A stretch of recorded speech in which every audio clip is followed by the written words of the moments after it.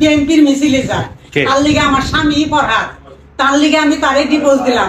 আমি একজন আওয়ামী লীগের সন্তান, আমার বাবা আওয়ামী লীগ করতো, আমার বাবা মুক্তিযোদ্ধা ছিল, আমি এই কারণে তার ডিভোর্স দিয়ে দিলাম।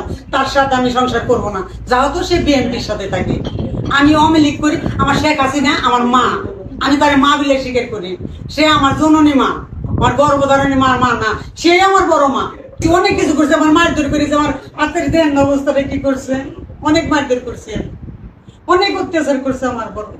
কেন অত্যাচার করছে? এই যে খালি বিএনপি যেমন আমাকে তুই যাইস না, ও তো উড়িষ্যা খাই একজনের গাড়ির মধ্যে আগুন দেখলাম, একজনের হুন্ডা আগুন দেখলাম, তো ওইটার নাম করে কার আওয়ামী লীগে করছে তো বিএনপির লোকে কয় বলে বিএনপি আওয়ামী লীগে করছে, এইখানে অজ্ঞতাই তো এইখানে করা বড় বড় নেতারা কি বাড়ি গাড়ি গরু পুরো করে সেই কাগজটা ছিঁড়ে বিড়া ফেলায় কয় কি আমি আর বিএনপিতে যাম না। কালকেও মিছিলে গেছে, কালকে সমাবেশে গেছে পরে আজকে আবার আমি